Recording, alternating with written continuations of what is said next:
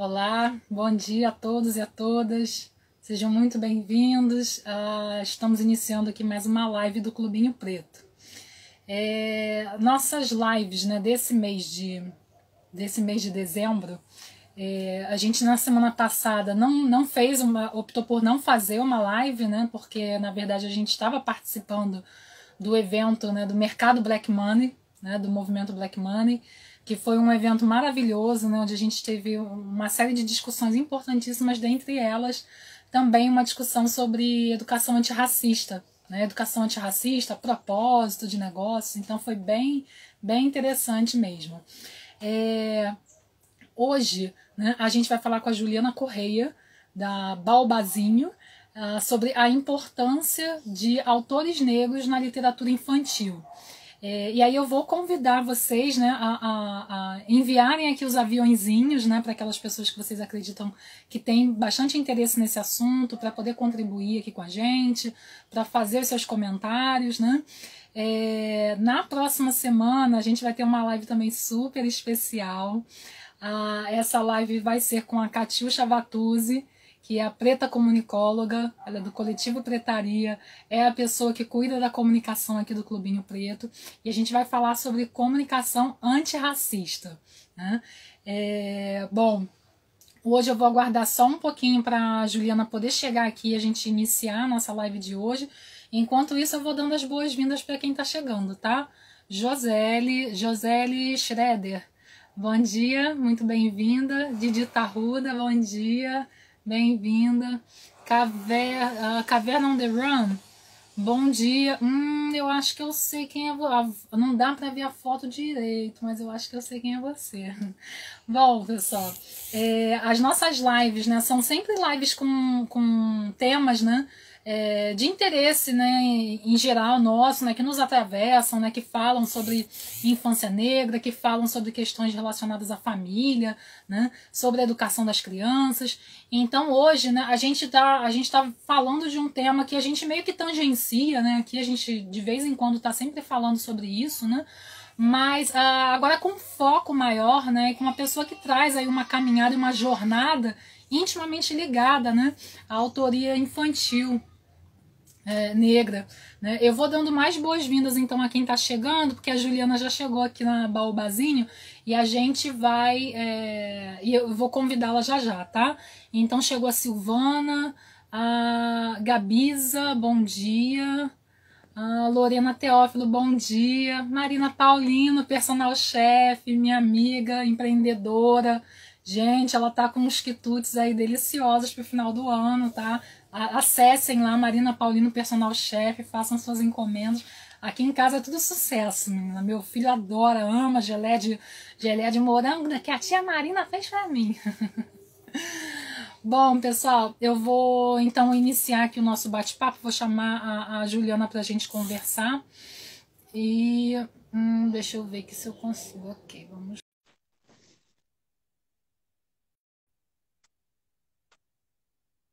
Só aguardar a chegada da Juliana para a gente começar o nosso bate-papo.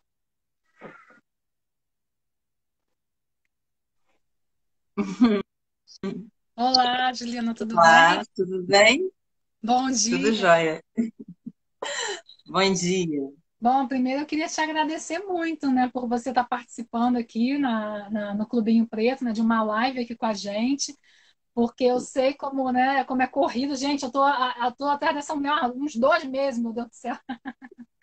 E é muita correria, né, Ju? Mas eu te agradeço por você ter topado conversar hoje aqui com a gente, tá? Gratidão, irmão. Imagina, eu que agradeço muito por esse convite e eu quero dizer aqui publicamente da minha admiração por esse trabalho, por esse projeto incrível que é o Clubinho Preto. Eu conheci o Clubinho Preto pelo professor Renato Nogueira, foi meu orientador no mestrado e ele divulgou nas nossas redes, né, no WhatsApp. Logo que nasceu o Clubinho Preto, ele avisou pra gente. Nani Nilo faz parte, né, do acervo aí Uhum. de vocês. E, e eu vejo, né, o quão sério, o quanto de esforço há, né, nessa empreitada. Não é um trabalho fácil. historicamente, né, é negado, é sempre negado a nós essa autoria, esses empreendimentos. Então, mais do que nunca, a gente precisa mesmo se organizar e colocar em prática tudo que for relativo à promoção, à valorização da nossa história, da nossa cultura. E é um prazer estar aqui, Ai, muito somando. obrigada. Muito obrigada. Eu só vou fazer um comentário, né, sobre o Renato Nogueira, o Renato, Sandro Lopes, né? Que eles abraçaram, assim, desde quando eu falei da ideia do clubinho, né, ano passado, né? Que eu estive com eles. Na verdade, a gente se conheceu pessoalmente no I.O., Contação de Histórias, né? Eu levei meu filho e ali eu conversei com algumas pessoas também, né, pessoalmente. E eles, quando eu comentei que eu tinha essa ideia, que legal, nossa! E o Renato muito entusiasmado, né? Então, ele também foi um apoio, assim, muito importante, né? Se a gente agora está aqui, assim, eu também devo muito a ele, assim, o olhar dele generoso, né? E eu até brinco Sim. com ele, eu falo, Renato, você conversa assim com a gente como se a gente fosse alguém. É uma pessoa muito acessível, né? É impressionante, impressionante. É, Generosa, é uma pessoa muito generosa.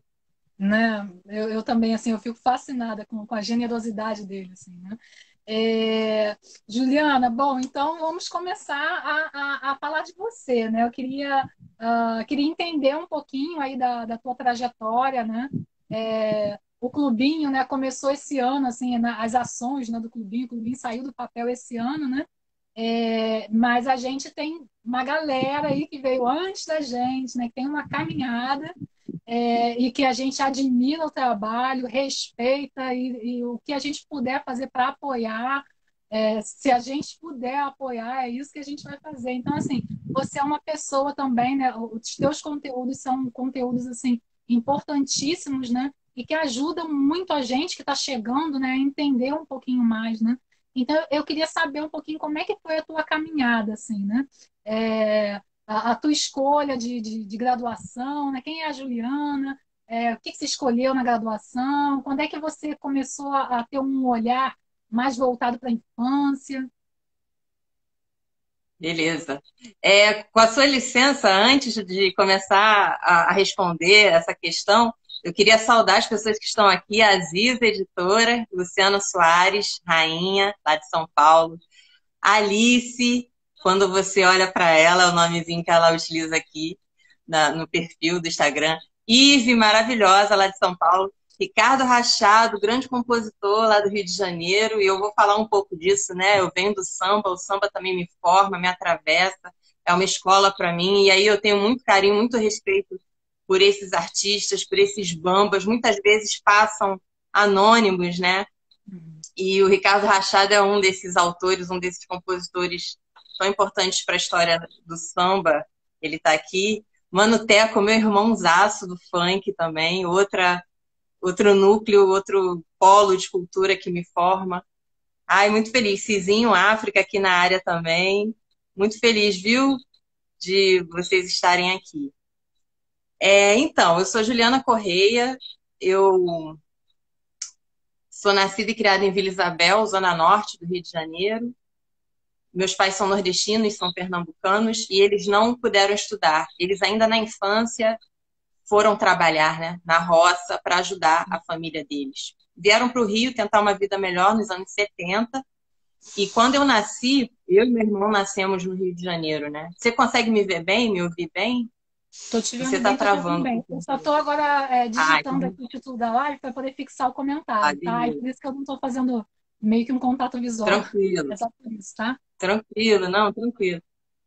E aí, como eles não estudaram, eles sempre se preocuparam muito com a minha educação, a minha e a do meu irmão, né? Então, eu sempre estudei em escola pública, sempre foi aquele sufoco para né, não faltar material, não faltar aula. E era muito assim, eles falavam muito da importância de eu prestar atenção na aula, porque eles não tinham como me ajudar em casa quando eu chegasse. Eles não iam ter condições de me auxiliar no dever de casa. Então, era para eu prestar muita atenção na professora. Era uma coisa que eu cresci ouvindo. Então, dentro de mim, havia um desejo muito forte dá orgulho para os meus pais. E essa preocupação ao mesmo tempo de, caramba, se eu não prestar atenção, eu posso não conseguir, né, cumprir, tirar boas notas e tal. Isso criança, assim, já tinha... E meus pais, eles são meus primeiros mediadores de leitura.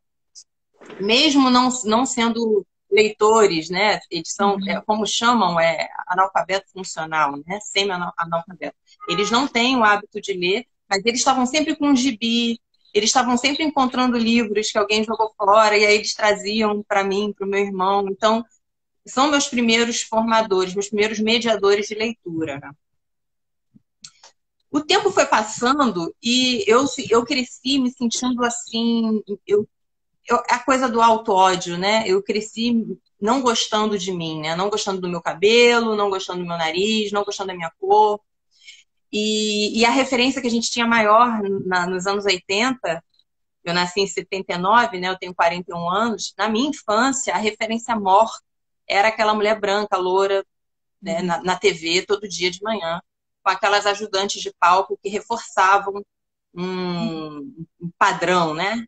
Para você ser humano, para você ser gente, você tinha que ter cabelo louro, liso. Pois é. Então, os próprios desenhos animados, né? Era tudo que hoje eu consigo fazer essa leitura. Mas você, quando é criança, a única coisa que você, pelo menos, né, que eu conseguia enxergar é que aquilo era... Eu tinha que ser como aquela imagem que eu estava vendo ali, né? E aí eu fui crescendo com essas questões, mas comecei a frequentar espaços de cultura preta, né? O baile funk, a partir dos 13 anos.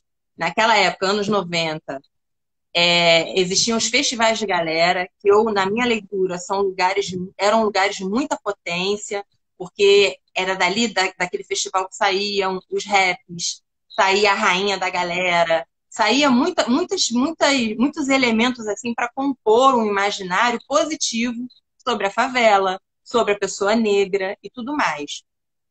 Apesar que tinha...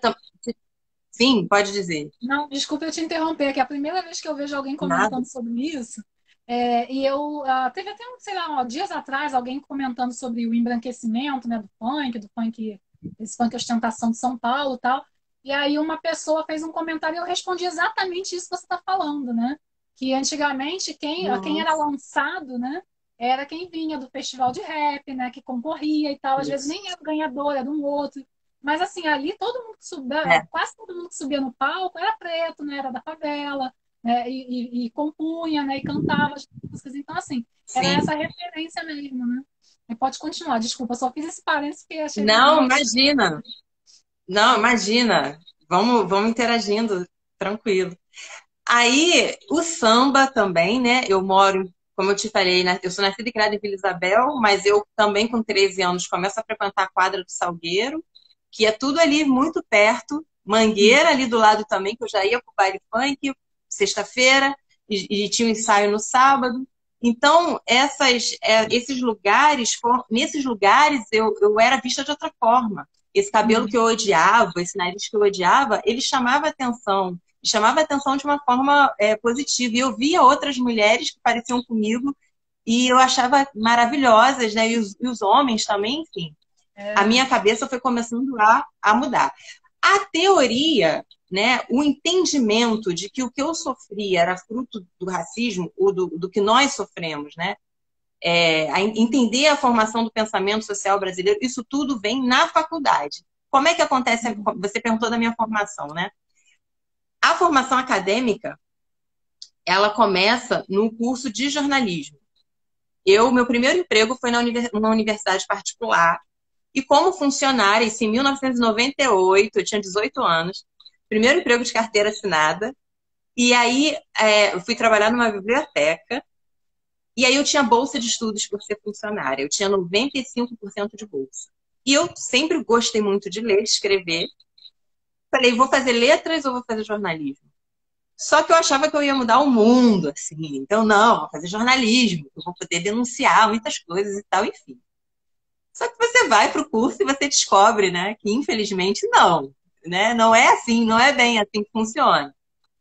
mas foi um curso muito interessante para abrir minha cabeça para o senso crítico, né? Eu nunca mais li jornal, vi televisão da mesma forma. Porque no curso de jornalismo você aprende, você entende como é que funcionam os bastidores, né? E aí que estão as questões. E aí, quando eu terminei jornalismo, no curso de jornalismo, eu descobri que eu não sabia nada de geografia e história. E aí eu falei, gente, quando eu terminei jornalismo, eu fui fazer história. E aí eu fui fazer história na Gama Filho, que é uma universidade que não existe mais, faliu, mas que o curso de história era referência. E no curso de história eu conheci o Bruninho Alves, saudoso Bruninho Alves, um irmão que almejava muito passar para a UERJ. E ele começou a colocar na minha cabeça, irmã, a gente vai para a UERJ. O UERJ também é um lugar para gente, que é a Universidade do Estado do Rio de Janeiro. Eu não pensava, não entrava na minha cabeça a possibilidade de estudar numa universidade pública. E o Bruninho me explicou que existia uma coisa chamada transferência externa. E aí a gente podia estar na Gama Filho e tentar a UERJ. Só que, independente disso, aconteciam vários eventos na UERJ. A UERJ tinha vários coletivos pretos, tem ainda, né? O Denegri, que é o coletivo de estudantes negros.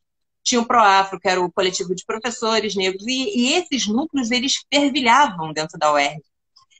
Promovendo, ainda fervilham, promovendo encontros, seminários, palestras. Então, eu fui ouvir falar de Guerreiro Ramos, por exemplo, numa dessas palestras na UERJ, sem ser aluna da universidade, mas eu fui começando a entender que tudo aquilo que era falado, que era apresentado, contextualizado, dizia respeito a essa construção de mim mesma. Né? Não, eu não sou feia, não, eu não sou incapaz.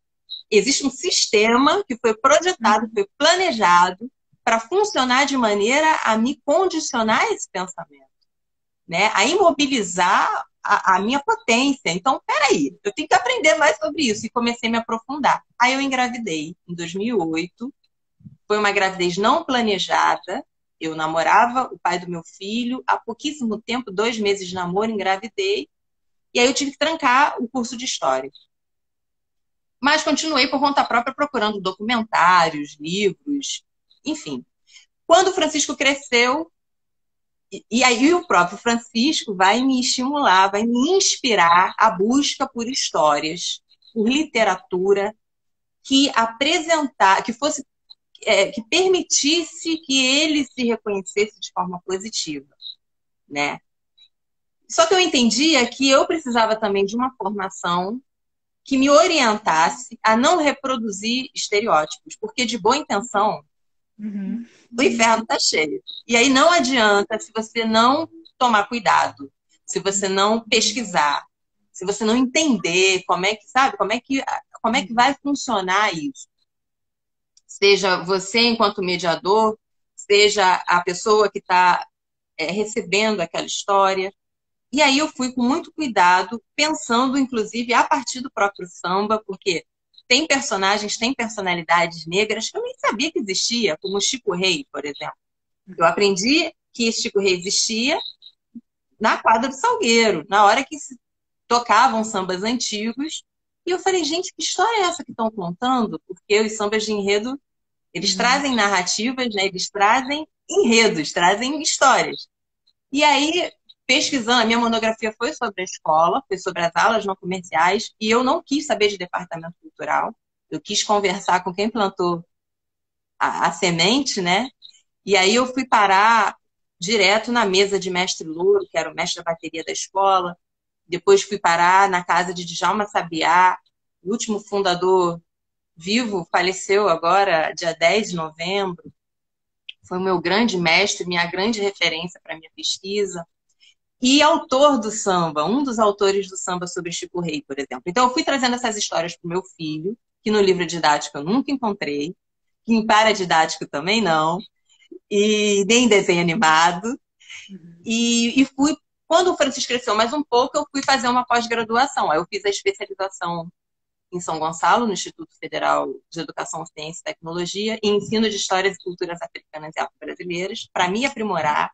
Porque a essa altura eu já estava contando história para o meu filho, já estava contando história para as crianças que iam lá para casa, eu já estava voluntária na escola que ele estudava, uma escola pública, que não implementou a Lei Federal 10.139. Então eu falei, o que eu posso fazer? Contar a história. E eu fui lá, conversei com a diretora, propus e elas aceitaram e tal. E aí fui para o mestrado, fiz o mestrado em educação, a linha de pesquisa em diversidade étnico-racial e educação. E o Baobazinho nasce dessa forma, né? Nasce em 2013, na verdade, quando o Francisco faz um autorretrato com canetinhas pretas e marrons. Quando ele tinha 5 anos, ele se desenhou de uma maneira que eu nunca teria me desenhado quando eu tinha 5 anos. E aí eu entendi que aquilo era reflexo, aquilo era resultado do acervo, do repertório que ele tinha, né, Uhum, perto. E aí ninguém falou para ele as cores que ele tinha que escolher, uhum. né? E aí na hora de se retratar, ele faz um desenho justamente com essas cores. E não só isso, né? Eu ia na escola Dia das Mães, aí tinha um mural. Aí eu já me via, eu já sabia quem era eu, porque ele usava as mesmas cores, sabe? Uhum. Então, assim, foram alguns sinais que eu falei, olha, o caminho são as narrativas pretas, né? As histórias pretas. Ah, que Nossa, falei legal. muito, desculpa. Não, mas eu tô assim, eu tô viajando aqui em tudo que você está falando, né? Porque esse caminho, né, Juliana, é um caminho em comum, assim, de muitas mães, né? A partir do momento em que a gente começa a acessar as informações, né? Você falou de Guerreiro Ramos, por exemplo, né? Eu fui saber de Guerreiro Ramos acho que uns 2 anos. Assim, no doutorado, que um colega branco do doutorado me falou, Thalita, teve um evento que a gente participou, não sei aonde, que alguém falou de Guerreiro Ramos. Você já ouviu falar nisso? Eu fiquei impressionado porque eu não tinha ouvido falar. Né? Mas, assim, é claro, eu nunca ia ouvir falar, né, nos ambientes onde eu estava estudando, né? Nunca que eu ia ouvir Sim, falar. sim. Então, eu é que tenho que Com ficar falando. certeza. Eu é que tive que pesquisar para agora falar para as pessoas, né? Então, realmente, né, como as informações, né, elas estão aqui ao nosso redor e a gente não está, e não chega, né? Assim, agora a gente tem essa possibilidade, né, hoje, né, de buscar, né, Sim. esse tipo de conteúdo, mas realmente, né, algum tempo atrás, assim, dificilmente você conseguiria, né, a gente conseguiria, né? Bom, então, pelo que você relatou, né, foi toda uma construção aí sua, né, da sua vivência, né, e da chegada do seu filho, né, que fez você também começar a ter esse foco maior, né, para a infância. Eu vou continuar agora pedindo para você comparar um pouquinho mais nessa infância aí dos anos 80. Eu também sou de 79, né, também, né, dessa época aí que a gente ficava 6 horas em frente à televisão, né, vendo uma beleza, né, eurocêntrica, né,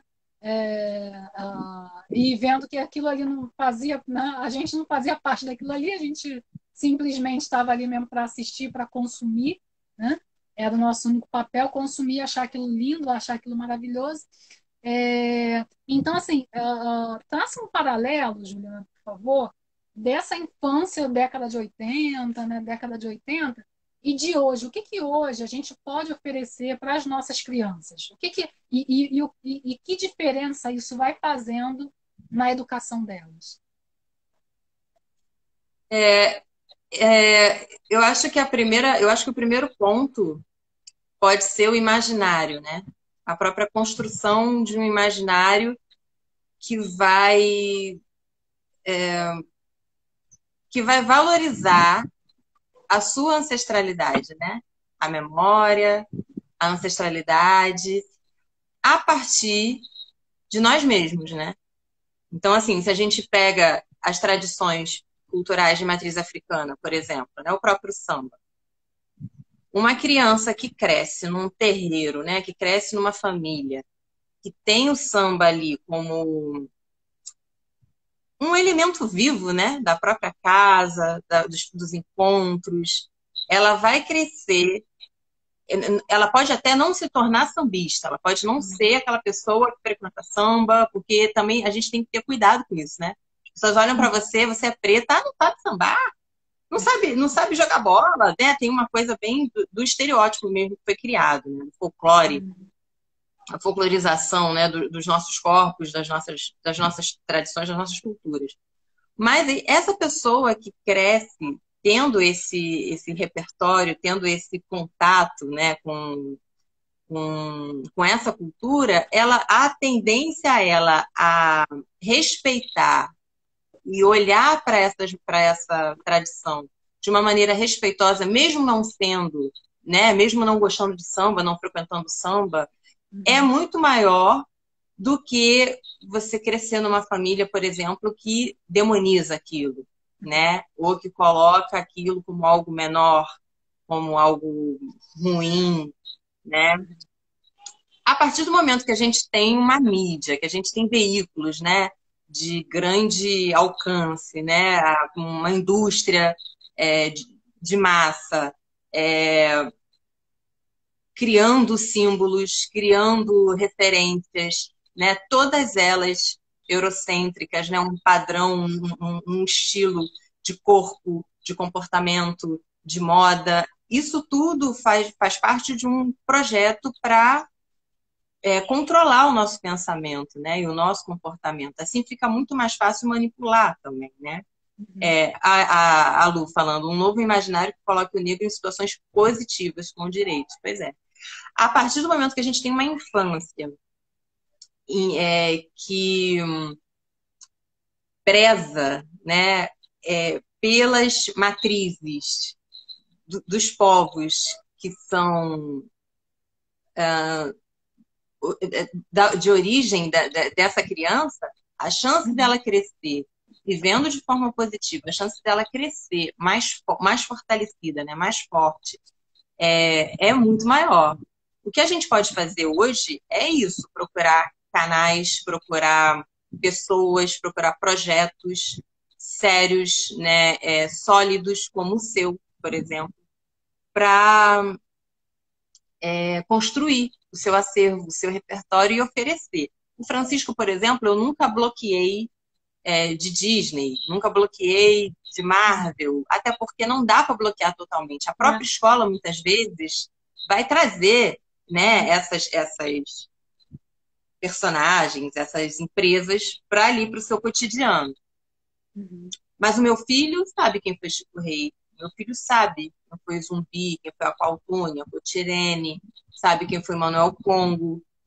Entende? Então, assim, ele ama hoje o Naruto, ele tá numa coisa com Pokémon, mas ele sabe que existe, entende? Então, porque eu acho que o grande crime está em simplesmente apagar isso, né? E isso vai ter a ver com o próprio racismo epistêmico, né? As nossas produções, as nossas memórias, as nossas histórias, as nossas narrativas, elas simplesmente são apagadas, invisibilizadas por conta do racismo. E o racismo tem a ver com poder. A gente nunca pode pensar em racismo dissociando de poder, né? Então, a partir do momento que esses líderes, que essas histórias negras não são contadas, a gente fica vulnerável, porque a gente fica aberto para produções de uma cultura que não necessariamente, que não é a nossa, né? Fora que a gente vive aqui um grande perigo, que é o culto, né? Que é a louvação à mestiçagem, a mistura das três raças, como se isso garantisse a harmonia social. Não garante, os índices estão aí, dizendo tudo, né? E como isso vai repercutir também nos acervos, né, nos repertórios. E aí, assim, inclusive, nasce a folhagem, né? A série de dicas literárias do Baúbazinho. Toda semana eu produzo um vídeo e compartilho no IGTV uma dica literária preta. São só livros escritos por autores negros, por autoras negras. E por que que nasce, né, essa série? Eu comecei a gravar em janeiro, não foi antes da pandemia, né? Parei um pouco agora em agosto, já tinha uns 30 vídeos compartilhados, estão lá disponíveis no IGTV do Paulo Bazinho. E agora eu voltei a gravar toda semana. Nasce porque, indo às escolas contar histórias, né? O Baúbazinho é um projeto que alia memória, arte e educação, e uma das ações é a contação de histórias. Também sempre histórias negras, né? Histórias da tradição oral africana, histórias da diáspora, histórias de diáspora negra e histórias que eu escrevo também. E aí os professores, né, os profissionais de educação das escolas, das instituições pelas quais eu passo, sempre pedindo uma lista de referências, de livros que eu indicava para, enfim, para poderem adquirir para a biblioteca e tal. E aí eu comecei a pensar, por que no lugar de uma lista fria, uma lista, eu não produzo uns vídeos, porque aí vai além, não fica uma coisa de uma lista. Em lista já existem algumas até na internet, né? Eu falei, não, eu vou poder falar um pouquinho da biografia daquele escritor. Quando o ilustrador é negro, eu também falo um pouco, pesquiso um pouco sobre esse ilustrador e coloco no vídeo. E conto um pouco da história. Eu não conto a história inteira, que é justamente para a pessoa procurar o livro, né? E já tem dado um retorno muito interessante. Uma vez, uma mulher escreveu um comentário em um dos vídeos assim: eu adoro seus vídeos. Na nossa escola, a gente passa os seus vídeos para as crianças do terceiro ano. Crianças de 9, 10 anos, né? 8, 9, 10 anos. Aí eu falei, é mesmo, que bacana, obrigada. De que cidade você está falando? Em que cidade fica a sua escola? Ela botou Juazeiro do Norte, no Ceará. Então, assim, é isso. Tá indo, porque existe uma questão muito delicada que são os cânones, né, literários. A gente cresce lendo os mesmos autores, fica congelado naquilo, né? E todos brancos. Sim. Sabe? Então, assim, por que isso? Porque a gente já As mesmas entendeu. narrativas, né? Os clássicos. A Ah, eu gente já vou entendeu. oferecer esse livro para o meu filho, que é um clássico. Tá, mas assim, né? Qual a moral da Quem história ali? define? Quem Né? define quem são os clássicos? Exatamente. Isso aí, exatamente. E assim, Quem porque define os algo cânones? foi bom, porque algo foi bom há 300 anos atrás, aí eu tenho que oferecer hoje, 2021, para o meu filho? Sabe? Não faz sentido isso, né? Não faz sentido algum.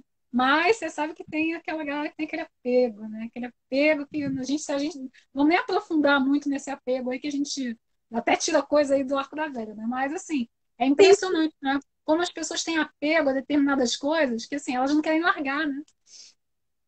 Eu vi uma. E para além disso, né, se a gente for pensando a partir de uma perspectiva política, entendendo que o racismo atravessa todos os campos, né, o institucional, o simbólico, né, a construção do simbólico, as relações interpessoais, a gente vai entender que existem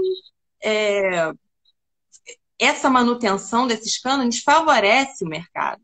Né? Aí a gente entra na questão do mercado editorial, né? A gente entra numa questão mais complexa, que é a produção, a reedição de obras. E, e nisso aí entram livrarias, entram festivais, né? Entram editoras, entra muita coisa. São muitas questões ali, né, entranhadas. A Você Luciana está falando de vindo agora novo. onde eu Um gosto de clássico falar. com base em quais valores? Com base em qual organização social? Exatamente. Quem é que controla? Quem é que define esses cânones? Quem é que define o que é clássico? Então, assim, a gente precisa, pensando, respondendo a sua pergunta, né, para a gente pensar a infância hoje, o que a gente pode fazer de diferente, né, para promover uma infância diferente daquela infância dos anos 80, acho que o primeiro ponto é entender essa criança como um sujeito, essa criança também como produtora de cultura, e entender que o que o Renato traz para a gente, né, que na verdade é um conceito cunhado pelo Mobuben Ramosi, que é um filósofo sul-africano, que é a pluriversalidade. É a gente trazer vozes, racionalidades distintas dessas que nos são empurradas desde sempre, né? Então, assim, procurar as histórias dos povos originários, procurar histórias oriundas das culturas de matriz africana, né? Para fazer com que a criança cresça entendendo que o mundo é muito maior, muito mais complexo, muito mais colorido do que essa coisa estática que é imposta sempre. Eu estou cursando pedagogia na UERJ mesmo, E por vezes eu fico desesperada, assim. É um curso que eu acho muitas vezes ultrapassado, em muitos aspectos, engessado. A gente sentado, a gente critica tanto, né? Essa coisa de não movimentar o corpo, do emparedamento, mas estamos lá sentados, lendo, tendo que produzir, Aquela concentração. freneticamente parados, enfileirados, olhando para frente, sabe? Então, eu acho que um grande A caminho educação demora a inovar, né? É um outro campo também, né? Que por mais que a gente estude, pense, mil formas, e que para nos mas clássicos também. oi? Para sempre nos cânones também, Sim, né? exatamente. Essa lógica da produtividade, Umas referentes como que vai ser estão medida, né? A absorção do conteúdo tem que ser daquele jeito, aí não muda. Aí se muda, muda um pouco, mas daqui a pouco, não, mas aí tem que. Ih, é sempre uma, né? É muito complexo. engessadas, A gente não. É isso aí, muito engessado. engessadas. A gente não avança, né? Eu acho que, então, um grande ponto é esse, a gente entender essa pluriversalidade, né? Para Uhum. não cair nesse ponto do cânone, do clássico, e percorrer, procurar essas narrativas que nos foram apagadas, ou tentaram apagar, né, invisibilizaram, trazer essas narrativas. Eu, no meu trabalho com o Baobazinho, eu, Juliana, particularmente, só estou interessada nessas narrativas. E aí dizem para mim, você está sendo radical? Eu não estou sendo radical. As outras narrativas estão aí, qualquer sala de leitura, qualquer biblioteca, vários contadores de história vão estar contando isso aí. Não quero, não vou contar. Eu quero contar histórias do meu povo. Histórias que não foram contadas a mim, inclusive. Que eu estou aprendendo agora. Assim, com outras irmãs, com outros irmãos, ouvindo os mais velhos. E tendo um entendimento de que essas tradições culturais que existem, a capoeira Angola, o samba, o jongo, o candomblé, são núcleos assim de muita sabedoria e de muitas narrativas, muitas histórias estão ali entranhadas e guardadas, preservadas graças a essa memória oral, uma memória que também está no corpo, né? Que Vida Maria Martins vai chamar de oralitura, que aí envolve a performance, né? É a palavra ali gravada no corpo e vindo à tona na roda, né? No coletivo, no momento ali do ritual. Eu acho que é esse o caminho, mas entende? Contando com as crianças, como Uhum. sujeitos também, construindo junto. Uhum. Porque Não, são com vozes certeza. também, né? Isso, eu aprendi isso com o Renato, né? Vozes que também são historicamente Uhum. É, marginalizadas, sim, caladas. e assim, e como isso nos atravessa de todas as maneiras, também essa lógica, a questão mercadológica, né, a estrutura do mercado, como você estava falando, né, o que que é produzido, quem decide, né, o que que vai ser o clássico, o que que vai ser, né, olha, a criança tem que ter, né, é, o que que a criança vai pedir, né? Então, se a gente voltar nos anos 80, né, que a gente ficava sentado na frente da TV, vendo Xuxa, vendo as Paquitas, né? O que que a gente ia pedir, né? Todo dia a gente assistindo, sei lá, 5 horas de programa da Xuxa, né? E aí, quando os nossos pais têm a possibilidade de presentear a gente com alguma coisa, o que que a gente vai pedir? A bota da Xuxa, não sei o que da Xuxa. Eu vou lá, é o disco O da Xuxa. disco, ela foi líder É, de venda de discos. muita coisa, vendeu muita coisa. Então, assim, é isso que a gente vai pedir. E aí, às vezes, a gente fica pensando assim, né? Como você estava falando, né? O seu filho, ele também gosta de outras coisas, né?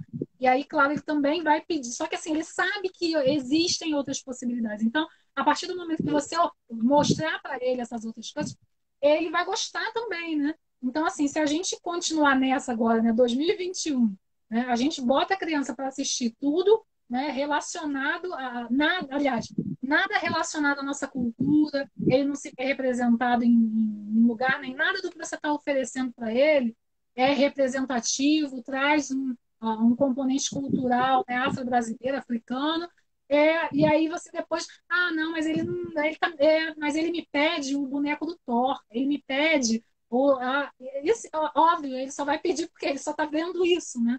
O tempo inteiro, né? E assim, é meio que uma guerra mesmo, né, Juliana? Porque é informação em tudo quanto é lugar, você mesma falou, né? Por mais que a gente em casa, né, tenha algum cuidado, né, na escola, quando chegar na escola, a menina vai chegar lá e o que que é o legal, Sim, né? São as princesas, né? Da Disney, as princesas brancas. Isso, é isso, o dia inteiro, 24 horas por dia, a criança recebendo essas informações. Agora, se elas receberem só essas informações, aí a coisa realmente complica, né? E depois, né, não adianta a gente falar assim, ah, mas é que ela não gostou, né? E peguei, olha, comprei um livro aqui, Nana e Nilo, a criança não gostou, ah, né? Mas assim, exatamente. né? Então é toda uma construção, né? O meu filho, a festinha do ano Exatamente. passado dele foi de Pantera Negra, né? E aí tinha um personagem, né, o Ah, cara que se vestia, né, tal, eu chamei, o cara veio. Quando o cara veio, quando abriu a porta que ele viu, ele foi pro colo do Pantera Negra. Ah, ele brincou, ele, olha, não, eu até ouvi depois uma pessoa gente, falando, que ele alegria. ficou com medo, não, do Pantera Negra? Aí eu, mas por quê, assim? Né? Por que que ele ficaria com medo do Pantera Negra? Eu queria entender, né? Vai Porque ter assim, medo. criança não fica com Não medo vai do ter medo. Mickey. Criança não fica com medo do Mickey, não fica com medo das princesas, né? Não fica com medo do Homem-Aranha, mas do Pantera Negra que você vai ficar com medo, por quê? Fiquei pensando, né? Mas tudo bem. Aí esse ano, né? Aí esse ano que a gente está em casa, né? Aí ele perguntou, mamãe, o Pantera Negra veio no meu aniversário. Aí, filho, Ah, fazer ele olha como é colar. que ficou. E assim, aí ele também Olha como é que ficou. ele adora vários super-heróis, né? Então ele gosta de Homem-Aranha, ele gosta de Homem Sim. de Ferro, ele gosta de Thor. Todos. Mas aí chegou na hora Lanterna da Verde. cartinha. Quando chegou na hora da cartinha do Papai Noel, filho, o que que você vai querer escolher? Ah, eu quero o Pantera Negra que solta água. Nem sei se existe, menina. Agora tem que catar aí para poder achar, né? Mas, mas entendeu? Assim, ele vai ver várias coisas, né? E ele vai se identificar, né? Então, assim, Sim, é isso, né? Acho que é bem essa construção mesmo. Eu vou ler alguns comentários, tá? Porque assim, a gente vai falando aqui, sim. vai subindo um monte de comentário. Então, lá atrás, no início da live, a Lizzie Aguiar é que você tinha falado, que você chama de Lizzie, né? Que é a Elizabeth, ela? Ou não? Não sei se você conhece. A Lizzie Aguiar Não, mandou a aqui um Alice é comentário. lá do Complexo Alemão, eu acho. Ah, então, é que ela fez um comentário aqui falando que lembra da sua contação de histórias na Escola Quilombista da Andrade Palmares e É, mandando um beijo aqui, sim. beijo, mulheres potentes. Então, ela é a nossa assinante aqui. Ela é nossa assinante, então Ah, assim, ela dá uma que super barato. força aqui pro clubinho. Olha, ela assim, ela aonde ela pode falar de clubinho, do nada, eu às vezes estou assim na minha rede social quando eu vejo está lá Elizabeth falando de clubinho. Gente, o clubinho preto, olha, ela é assim, gratidão, irmã, gratidão, porque ela é a pessoa assim que ela realmente faz um trabalho muito legal com a filha dela, né? Com a Maia, e assim, eu acho que ela entendeu assim o que que é o clubinho, o propósito do clubinho. E ela é a primeira a fazer propaganda para todo mundo. Ah, ela fez um outro comentário aqui. Lu é linda demais, tem uma energia linda. Beijos meu e da Maia. Saudades da contação de histórias na Escola Quilombista da de Palmares. Deixa eu ver Beijo aqui. para vocês também. Eu sou voluntária lá da escolinha. Ai, que legal. É uma escola Deixa eu... comunitária. Um beijo para geral lá da Escola Quilombista da área de Palmares. Um trabalho incrível. Uma galera maravilhosa. Tudo começa na Casa Ventre de Dona Zilda, nossa matriarca. Eu falo que Dona Zilda é um baobá. Aquela mulher é gigante. E são crianças de lá do complexo que são carinhosamente recebidas na escolinha. E a gente levou para o cinema para ver Pantera Negra, a gente vai levar ao teatro para ver o Pequeno Príncipe Ah, Preto. Tem muitos trabalhos incríveis que são desenvolvidos pelo coletivo lá. E um deles é o Sábado Brincante. Eu estou sempre lá, né? Pelo menos uma vez por mês. A princípio, uma vez por mês, fazendo um sábado brincante com a garotada. Aí tem contação de histórias, brincadeiras. Muita a saudade, gente, viu? a gente aqui Mas mandou vai uma caixa passar. a gente mandou uma caixa do clubinho, né, para a escola, na verdade, um pouco assim, né, dentro das nossas possibilidades, né? Com alguns livros, né? O livro do Pequeno Príncipe Preto foi gentilmente com dedicatório autografado, né? Pelo Rodrigo França. E aí a gente Ah, legal. mandou lá para o pessoal da escola, né? Apesar de eu ter conhecido há pouco tempo, né? O trabalho deles, né? Mas venho acompanhando assim e nossa, acho magnífico, né? E eu acho, Juliana, que o que você estava falando assim da gente na época da adolescência, porque eu também esse mesmo movimento que você falou, né, de começar a se ver nos lugares, né, quando a gente frequentava baile funk, charme, pagode, samba, ali é que a gente assim, de fato, né, se encontrava. E eu acho que assim, naquela época não existia a palavra quilombamento, mas eu acho que aquilo para mim era o aquilombamento, né? Porque assim, nenhum lugar me fazia tão bem quanto estar ali, né? Estar ali com os meus amigos, né? Com as minhas amigas. Então era ali que realmente eu me sentia bem, né? Era ali que eu queria estar, né? Era ali que eu queria me relacionar com as pessoas, né? Então, só que isso acabou vindo na nossa adolescência, né? Quando a gente sai de casa, né? Escolhe os programas que a gente quer fazer, a gente escolhe isso. Sim, Quando a gente é criança, né? A gente depende, né? De alguém é, apresentar para a gente, né? Algumas coisas. Então, sim, eu fico pensando, né? Se eu tivesse conhecido, né? Algumas coisas antes, né? Se eu tivesse tido um letramento racial na minha infância, tudo seria diferente, né? Então, eu também vejo assim essa mudança aqui em relação ao meu filho, eu já percebo algumas mudanças, né? É, Tatiana Henrique, tá, acho que quando você falou de radical, né? maravilhosa, rainha, amo. É, Aí ela fez um comentário aqui, radical, se conectar com suas raízes, né? É verdade, né? Às vezes, quando alguém me pergunta alguma coisa assim, eu tento não disfarçar, eu tento assim, disfarçar, mas, cara, eu vejo que assim, às vezes é uma coisa tão básica que é difícil da gente explicar, sabe? Tem até no meu Instagram pessoal, né, um compartilhamento que eu fiz já há um tempo atrás, que é uma frase assim: eu não sei te explicar por que que você deve se importar com os outros. E realmente eu não sei, sabe? Se a pessoa... Porque às vezes a pessoa vem com uma pergunta, assim, que é uma coisa tão, sabe, desconexa, assim, que eu fico pensando, gente, eu vou ter que voltar lá em 1500, vai demorar para dar essa resposta. Mas é porque, Exatamente. né? É porque, assim, às vezes eu acho que a gente meio que choca, assim, com algumas. É, Como realmente existe uma separação, né? Total, né? Tem gente que, assim, que nunca na vida parou para pensar sobre determinadas coisas, né? então, na verdade, existe a separação, só que as pessoas Uhum. vêm dizer que a gente é que está A gente que separando, separa né? Que isso. a gente é que está, que a gente é que está. Eu falo, não, querida, ó, É, volta, com quem eu ainda é, tenho, né? Porque tem uhum, pessoas que eu não vou, eu não converso mesmo, porque eu entendo que também há quem não queira sim, mudança, quem não queira entender, né? Então vai ficar ali reproduzindo sempre esse argumento. E aí a gente tem que cuidar disso, das crianças, a gente tem que se cuidar, né? Saúde mental em primeiro lugar, e, e acervo, repertório, cuidado com quem que eu estou comprando, né? Na hora que eu vou escolher um presente para minha filhada, para o meu filho, na hora que eu vou indicar livros na biblioteca do meu filho, ou, né? De onde vêm esses livros?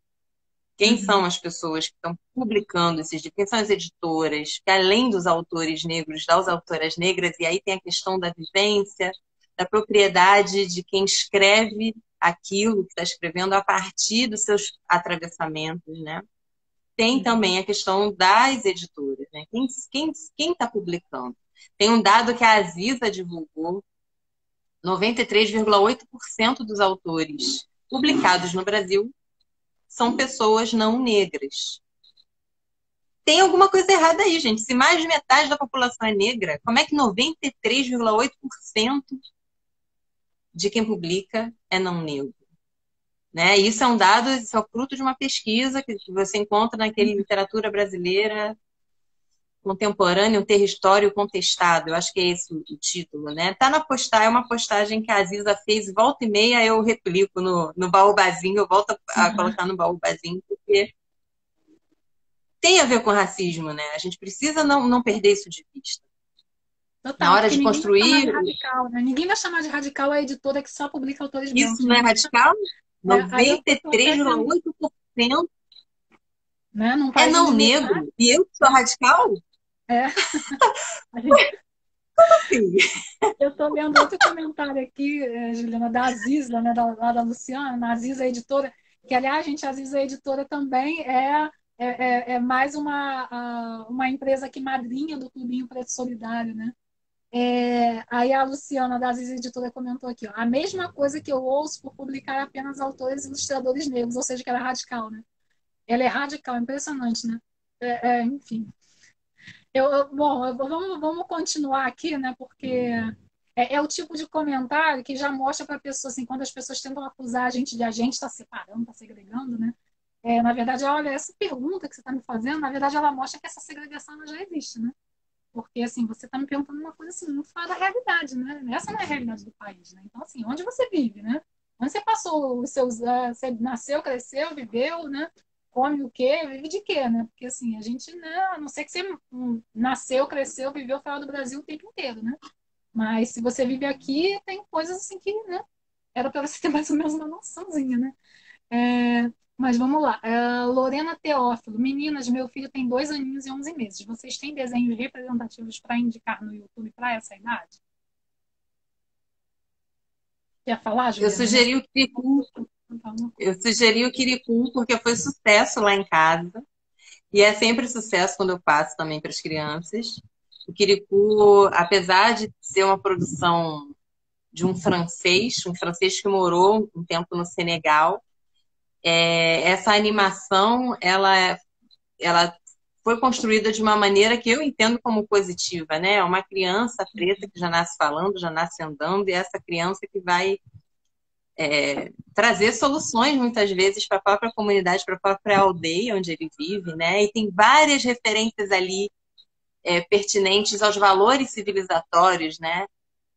Pretos, né? Africanos, como a ancestralidade, né? A senhoridade. Ele tem um determinado momento para superar uma das dificuldades, para eu não dar spoiler aqui, caso as pessoas não conheçam ainda o Kirikou, mas para ele resolver uma determinada questão que atormenta toda a comunidade, ele tem que ir ao sábio da montanha. Esse sábio da montanha é o mais velho, é um avô dele.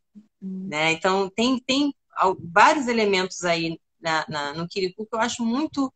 É muito bacana essa linguagem, né? O lúdico, né? A brincadeira, a animação, a narração de histórias, as ilustrações, elas são capazes de projetar, de fomentar, né, um imaginário positivo, e isso vai repercutir muito na construção desse sujeito, né, no desenvolvimento dessa criança. Para nós adultos também faz bem. Eu falo muito isso, sabe? Esse livro é infantil, esse livro é infantil. Não, esse livro é para todo mundo.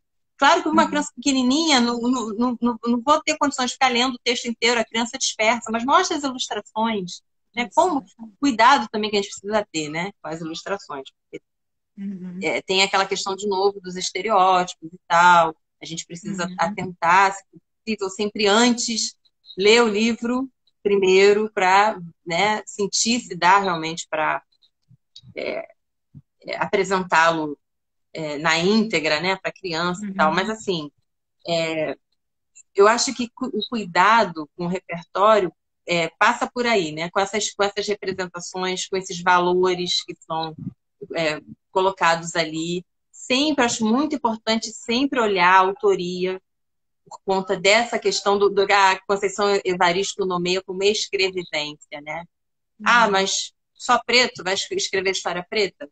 Eu estou vendo por aí pessoas, né, todas as pessoas escrevendo o que elas quiserem, mas eu vou dar preferência por um posicionamento político mesmo às narrativas que são produzidas pelos autores negros, pelas autoras negras, considerando que há esse atravessamento, né, relativo à vivência, às experiências que as pessoas acumularam ao longo da sua jornada. E isso diz respeito a um lugar, né, diz respeito a uma propriedade de quem passa por situações que só você, sendo uma mulher preta, só você sendo um homem preto, você vai passar, você vai entender. Isso vai influenciar a escrita, né? Então, para além da questão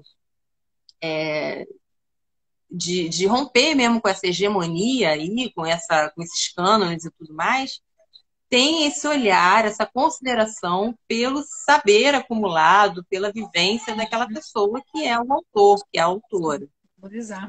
Eu queria, inclusive, aproveitar aqui que a Aziza está presente e compartilhar com vocês que o meu livro será publicado em breve. Seria esse ano, né? Mas a pandemia acabou atrasando aí o andamento. E a Aziza, que é editora, então é uma honra.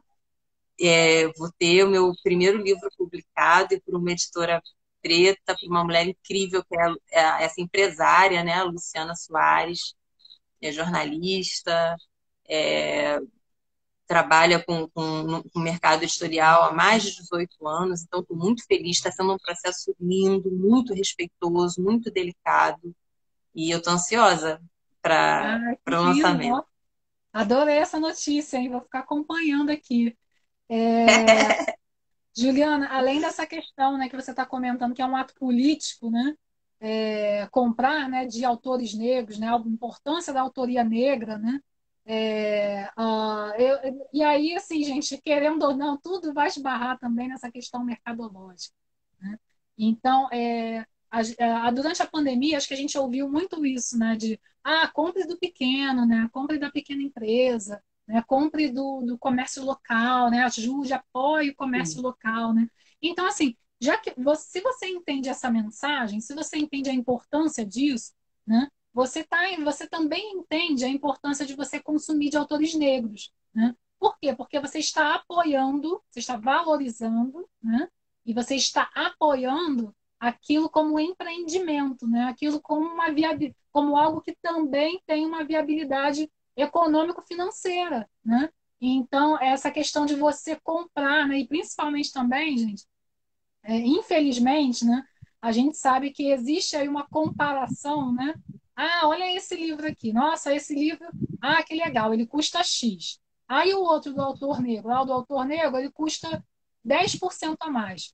Não, então não quero. Então, assim, gente, sabe que esse tipo de decisão vai reforçar essa estrutura racista do mercado, né? Por quê? Porque quem é que vai ter acesso a conseguir uma tiragem maior, uma abertura maior no mercado, vender mais? Então, tudo isso são componentes que viabilizam e fazem com que algumas produções, alguns livros, inclusive, sejam mais baratos. Ou que você joga aí no e-commerce da vida, ele tem desconto, e olha só, está com desconto, e frete grátis, olha que Hum, maravilha, né?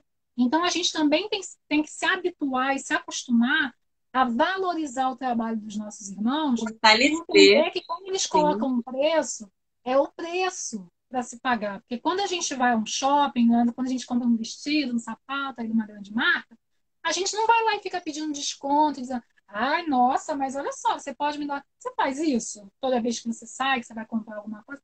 Então, por que que você faz isso? Né? Por que que você quer fazer isso quando você vê que é um autor negro, que é um afroempreendedor, uma afroempreendedora, entendeu? Então, assim, a gente precisa, né, dar essa desconstruída aí em várias coisas que a gente vem reproduzindo, né? E que no Com final, lá certeza. no frigir dos ovos, lá no final do dia, está reforçando essa estrutura racista, né? Quando eu digo muito isso, meu filho tem 4 anos. Quando meu filho crescer, ele for procurar emprego, né? Eu quero que ele tenha assim várias possibilidades de trabalhar em empresas de pessoas negras, né? Qual o problema de eu querer isso, né?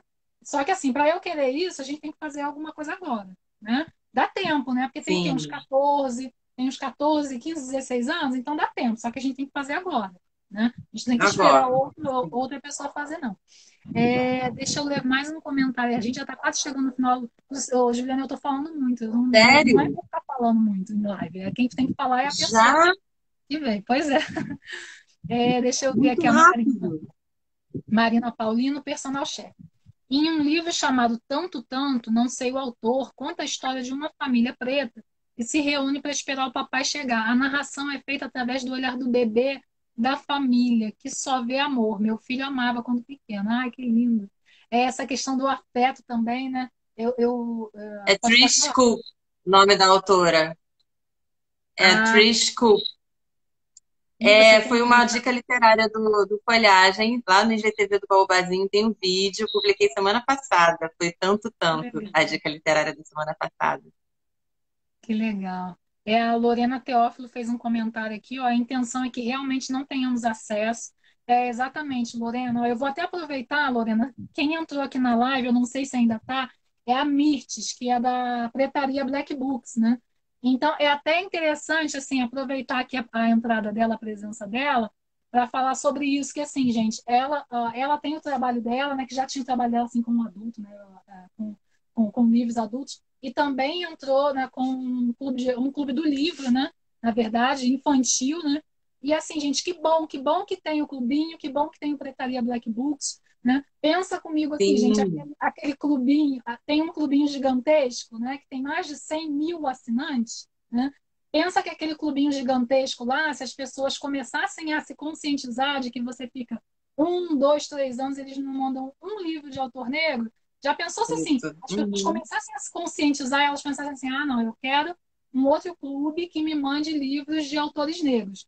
Aí o que essas pessoas vão fazer? Elas vão procurar o Clubinho Preto e vão procurar o Pretaria Black A Books, né? pretaria. E- Sim, com exatamente. certeza. Então, assim, gente, fiquem à vontade. Vocês escolhem a gente, escolhem o clubinho, escolhem pretaria. O que não pode é você, entendeu, oferecer só autores brancos para o seu filho e esperar que ele tenha uma infância diferente da nossa, sabe? Aí vai ficar Legal, um né? pouquinho Uhum. mais difícil.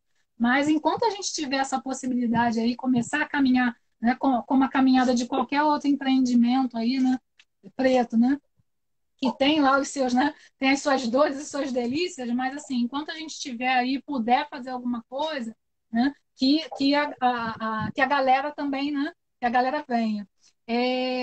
Bom, Juliana, estamos chegando aqui no final. Deixa eu ver, tem uma pergunta aqui. Nossa, Essa muito caixinha, rápido.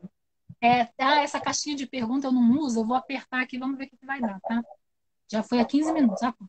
Em toda essa narrativa, qual a importância vocês acham que tem o documentário Amarelo do Emicida? Ah, menina, eu assisti essa semana. Você já Gente, eu vacilei muito que eu ainda não assisti. Eu gosto assistiu? muito do trabalho dele.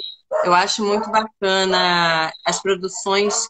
eh, a- Tem alguns clipes. Eu não sou do hip hop, eu não acompanho muito, mas eu fiz uma edição do Folhado sobre o Amoras, porque eu fiquei encantada quando eu soube de como surgiu o Amoras, né? Ele tem um livro, ele tem um vídeo dizendo por que que ele escreveu um livro infantil. E aí esse caminho dele pela horta, esse passeio pela horta com a filha, né? Esse olhar para as amoras. E eu achei incrível. E aí eu fui pesquisar um pouco sobre a história da cultura hip hop para poder produzir o vídeo por Folhagem. Foi um dos primeiros vídeos que eu produzi e está lá no IGTV do Baúbazinho. E eu fiquei encantada. Eu falei, como eu não sabia a história do hip hop? Como assim? Porque o que eu entendi? Ele é um rapper, ele é um cara que é muito sagaz, muito inteligente, maravilhoso na escrita, e isso é uma constante na cultura hip hop, né? Os caras são, né? A gente vê o Mano Brown, o que é o Racionais Uhum. MC, enfim. E aí, quando eu fui pesquisar a história da cultura hip hop, fui entender como é que ela surge, eu falei, uau, isso tem que estar em sala de aula também, né? Isso tem que estar também nas nossas performances, nas nossas, enfim. Eu vou mais pro samba porque é da onde eu tenho vivência. Mas aí eu fui também tendo mais respeito ainda pela cultura hip hop a partir da obra do Emicida. Mas eu não assisti Amarelo ainda. Eu já vi alguns clipes, eu gosto de assistir as falas dele, as entrevistas dele, mas eu não assisti o Amarelo, vou ficar devendo essa resposta. Tá, eu vou fazer um comentário assim, sem dar spoiler, tá? Ah, ah, mas assim, eu assisti com meu marido, né? E é aquele lance que você estava falando, né, Juliana, da obra literária, que assim, às vezes a criança ela não vai ler ela não vai querer aquele texto inteiro, mas assim, as imagens, né? Aquilo é importante, né? Então, assim, eu e meu marido, a gente assistiu, meu filho estava brincando ali perto da TV, e quando a gente viu, ele estava dançando, estava imitando o Emicida, sabe? Então é isso, né, gente? Bom, mas assim, obviamente, né, eu também recomendo, super recomendo que vocês assistam Amarelo do Emicida.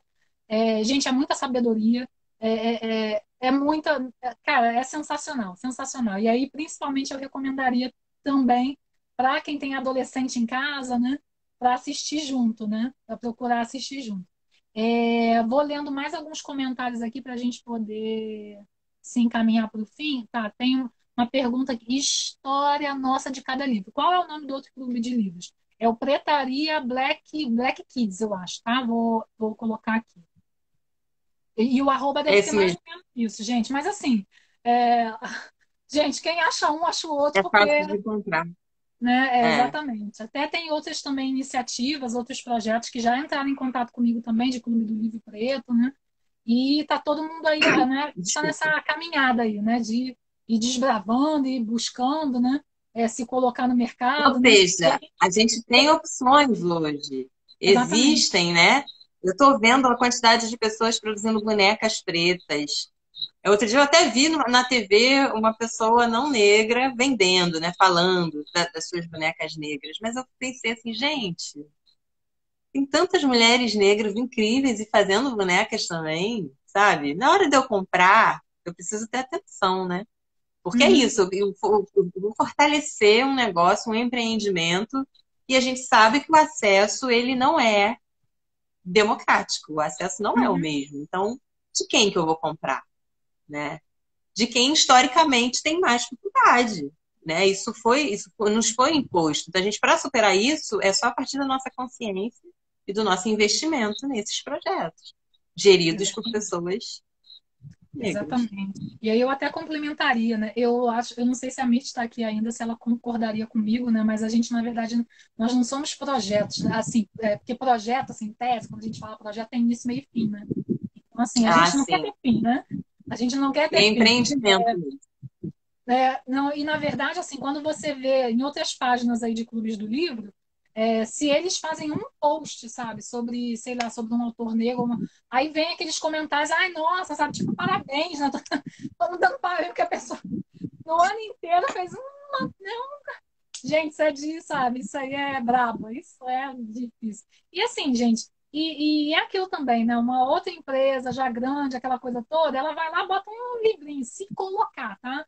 Aí o pessoal gostou, ela vai colocar outro. Se daqui a pouco o pai assim, ah, não, não queremos mais, também vai tirar, sabe? E a gente não, a gente aqui, você vai assinar, você vai ter todo mês na sua casa. Então também a gente tem assinantes que é o seguinte, que eles assinam um outro clube qualquer aí da vida e assinam a gente. Então complementa, né? Ah, eu sei que do outro lá eu não vou receber livro de literatura negra nunca na vida. Mas assim, ah, sei lá, meu filho gostou, eu ainda não vou descontinuar, não. Aí vem assim no clubinho, apresenta os dois, né? Então, assim, é isso, gente. Acho que eu falei muito aqui hoje, Juliana. Eu não deveria ter falado isso tudo. Ah, tá. Nada, nada. Tá. Não, entendi. É porque a Tatiana Henrique, ela fez um complemento aqui, que eu acho que era do que a gente estava falando, né? E se perguntar quem recebeu o crédito do banco para lançar o seu negócio? Pois é, menina, é Pois isso. é, Né? pois É isso, né? é. Aquele lance, já criei uma empresa, pô, que legal, como é que é essa empresa? Ah, é uma empresa, tá. E como é que foi essa criação da empresa? Ah, então, nossa, foi muito sacrifício que eu fiz. Qual foi o sacrifício? Como é que chegou o dinheiro até você? Não, então, mas aí daí já começa a diferença. Ai, gente, mas é isso, né? Luciana, deixa eu ver se você tem. Tentar tirar esse comentário aqui, não estou conseguindo. Deixa eu ver. Tá. Luciana, agora eu vou pedir para você usar esses minutinhos finais aí para deixar um recado, para comunicar mais alguma coisa que você gostaria, para a gente já ir se despedindo aqui para finalizar a live. Beleza, eu quero agradecer o convite mais uma vez. Um prazer estar aqui. Avisar mais uma vez, né, que meu livro está no forno, Futebol e Assombração, em breve, 2021, está aí, pela editora Aziza, editora preta, lá de São Paulo. Maravilhosa, Luciana Soares. Dizer para vocês que toda semana tem dica literária na Folhagem. É uma série de dicas literárias que eu publico um vídeo uma vez por semana. E fica tudo disponível no GTV, então vocês podem compartilhar, podem assistir. Sempre livros escritos por autores negros, autoras negras. E aí eu apresento um pouco a história desse escritor, dessa escritora, conto um pouco da história. Enfim, pelo próprio Instagram do Baobazinho. E lá no Baobazinho também eu estou sempre compartilhando alguma feitura, né? Alguma apresentação, as lives que eu participo. No YouTube, no canal do YouTube, vocês encontram também as lives que eu realizei agora em 2020, com uma série de pessoas incríveis que desenvolvem trabalhos muito especiais, muito importantes de valorização da história e cultura negra. Tem contação de histórias também no próprio Instagram do Baobazinho e no YouTube. E tem a página do Facebook também, quem quiser seguir. Só escrever baobazinho. Baobazinho vem de baobá, que é uma árvore muito, muito especial para muitas sociedades africanas, por ter relação mesmo com a memória, com a palavra, é o lugar, é o ponto de encontro, né, da comunidade para aprender sobre si mesma, é o lugar de ouvir os mais velhos, enfim. E é isso. Muito obrigada a todas e todos aqui. Tati Henrique, um beijo. Alice, um beijo. Um monte de gente querida aqui. Lu Soares. E um beijo para você, Thalita. Muito sucesso. Tá cheia aí para nós. Muito obrigada, Juliana. Sucesso para nós, tudo de bom. Pessoal, bom final de semana. Sigam Baobazinho, sigam Clubinho Preto. Obrigada.